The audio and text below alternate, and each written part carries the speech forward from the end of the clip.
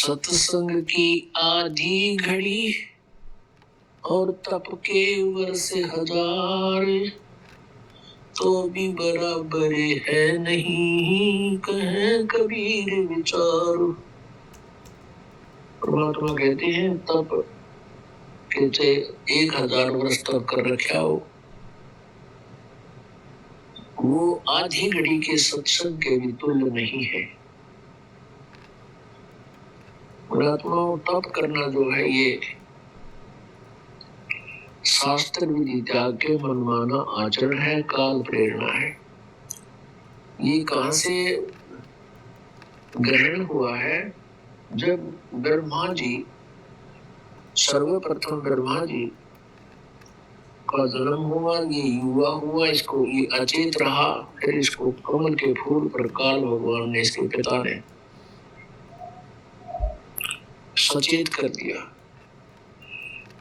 कमल के अतिरिक्त वहां जल ही जल था। ब्रह्मा चिंतित था कि पृथ्वी कोई दिखाई दे नहीं रही, जल ही जल है। उसी समय आकाशवाणी की कि तप करो तप करो। तो 1000 वर्ष तक तप किया ब्रह्मा जी ने। उसके बाद काल ने आकाशवाणी की कि सृष्टि करो।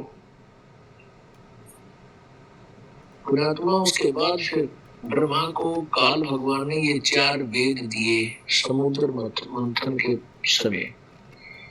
समुद्र मंथन इससे पहले 2 बार हो चुका था, जो हमारी पुराणों में वर्णित है, और उसका ज्ञान इनको नहीं था, पुराण रचना करने वालों को। तो उससे पहले सबसे पहले 4 वेद ब्रह्मा को मिले, इसने वेदों को पढ़ा।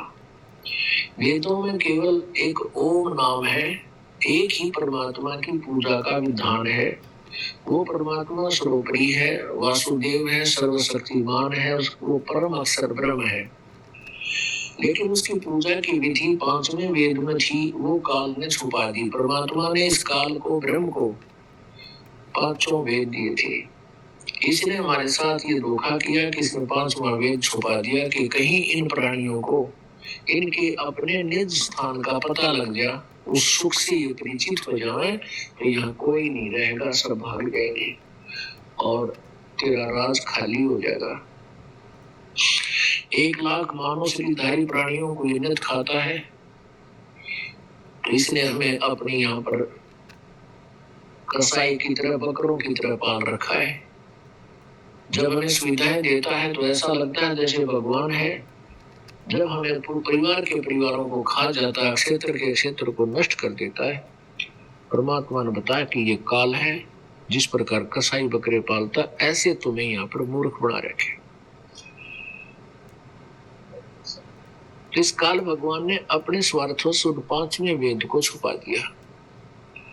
परमेश्वर ने उस 5वें वेद को प्रकट करने के लिए स्वयं ही आना पड़ता है, और साथ में इन 4 वेदों में जो वर्णित है, जो ये यहाँ के काल प्रेरित ऋषि नहीं समझ सके, उनको भी परमात्मा ही आकर समझाता है। तो परमेश्वर हमें बताते हैं कि सत्संग से ज्ञान होता है प्राणी को कि कौन सी साधना करनी चाहिए, कौन सी ना करनी चाहिए। और ये तप आदि करने से क्या लाभ होता है? कहते हैं तप से राज राज मदमानम जन्म तीसरे शुक्र समानम। तप का क्या प्रतिफल है? जितना अधिक तप प्राणी करेगा उतना ही अधिक उसको राज समय प्राप्त होगा। और तप से राज राज मदमानम और जन्म तीसरे शुक्र समानम। तब से राजा बनता है, राजा के अंदर अभिमान होता है, और वो ना जाने कितने पाप इकट्ठे कर लेता, वो आगा पीछा कुछ नहीं देखता, और फिर उसको भोगने पड़ते हैं। फिर गधे और कुत्ते सूअर की योनि हो जाता है, उसके सिर में कीड़े पड़ते हैं, खाज लग जाती है, बुरा हाल होता है। पुराणों प्रमाण है कि तपेश्वरी सो राजेश्वरी, राजेश्वरी सो नरकेश्वरी। तपेश्वरी जो सबसे अधिक तप करने वाला है, वो अधिक राज्य प्राप्त करता है। जो अधिक राज्य समय, जिसका अधिक राज्य का समय होता है वो घोर नरक में गिरता है, उसका नरक का समय भी अत्यधिक होता है। तपेश्वरी सो राजेश्वरी, राजेश्वरी सो नरकेश्वरी, तप से राज राज मदमानम, और जन्म तीसरे शुक्र समानम। इसलिए परमात्मा कहते हैं सत्संग में आने से प्राणी को ज्ञान होता है, और इस प्राणी को अपने मानव जीवन को सफल करने के लिए परमात्मा की वाणी यानी विधान के आधार से अवगत कराया जाता है।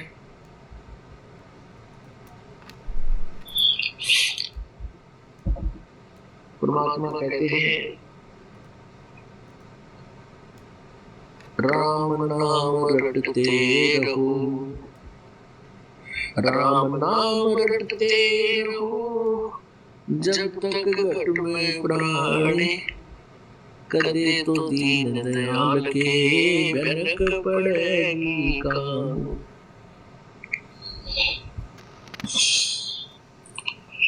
सत्संग के माध्यम से प्राणी को याद दिलाया जाता है कि मानुष जन्म पाकर जो नहीं रटे हरि नाम, और जैसे कुआं जल बिना प्रगुण आया क्या काम। परमात्मा की यथार्थ भक्ति का न ज्ञान होने से, तत्व ज्ञान से अपरिचित होने से हम अपनी अपनी साधनाएं, अपने अपने अनुभव, अपने ही सोच विचार से हम कर रहे होते हैं, या किसी के लोक वेद दंत कथा के आधार से हम साधनाएं कर रहे होते हैं। उनके विषय में गीता के अध्याय नंबर 4 श्लोक नंबर 25 से लेकर 30 तक बताया है कि कोई ऐसी साधना करता है, कोई तप करता है, कोई हवन करता है, कोई देवताओं की पूजा करता है। फिर गीता के अध्याय नंबर 4 के श्लोक 32 में बताया है कि परमेश्वर के यथार्थ अनुष्ठानों की जानकारी परमेश्वर सच्चिदानंद घन ब्रह्म की वाणी में विस्तार से कही गई है, और वो कर्मों से ही यानी क्रियाओं से करने होती है। काम करते करते उसके लिए हठ योग या परिवार त्याग की आवश्यकता नहीं पड़ती है।